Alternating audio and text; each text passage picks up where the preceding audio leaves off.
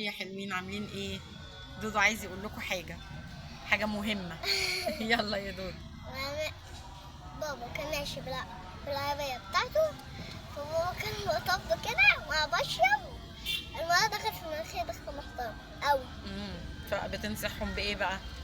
يعني انتوا ما تشربوش وانتوا ماشيين في العربية وفي مطب قدامكم، تشربوا بعد ما تاكلوا المطب نفسه.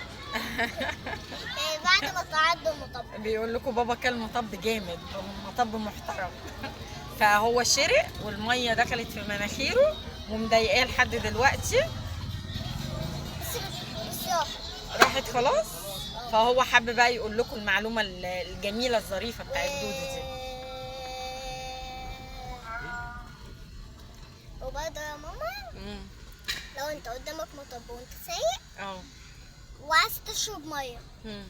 تشرب بعد ما تاخد المطب ده، يعني بعد ما تعدي المطب. ما احنا ما كناش نعرف بقى ان في مطب، ممكن حد ما ياخدش باله اصلا. تعدي المطب تشرب، ما تعدوش تفضل ساكت كده. دي نصيحتك؟ كانك مش عايز تشرب. نصيحتك لاصحابك؟ اه.